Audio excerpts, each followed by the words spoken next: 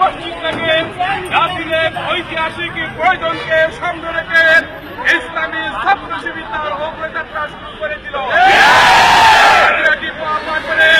এক নাম থেকে তেঁতুলিয়া, পঞ্চগড় থেকে তামাবিল পর্যন্ত দেশের প্রত্যেকটা শিক্ষা প্রতিষ্ঠানে, প্রত্যেকটা পাড়া মহল্লায় সাধারণ ছাত্র জনতার ইসলামী ছাত্র শিবিরের সেই অগ্রযাত্রাকে রুখে দেওয়ার জন্য আজকে যারা আদর্শের লড়াইয়ে যারা পরাজিত, তারাই আজকে সন্তোষের রাজনীতি করছেন, তারাই আজকে টেন্ডারবাজির রাজনীতি করছেন। জানাবো যারা দেশের শিক্ষা প্রতিষ্ঠানকে আজকে সন্ত্রাসের অভয়ারণ্যে পরিণত করেছেন, আজকের এই প্রতিষ্ঠা বার্ষিকীর পক্ষ থেকে আমরা সরকারের প্রতি জোর দাবি জানাচ্ছি, যে সকল ছাত্র সংগঠনকে বাংলাদেশে নিষিদ্ধ করা হোক।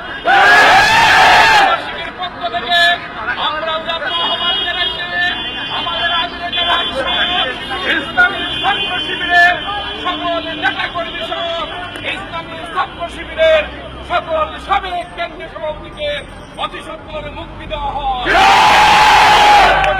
আহ্বান জানাচ্ছে আজকে অপসংস্কৃতি, আজকে দাঁড় করা সংস্কৃতি, আজকে সকল যুব সমাজকে মাদকের গাছ থেকে মুক্ত করার জন্য বাংলাদেশে মাদককে নিষিদ্ধ করা হোক।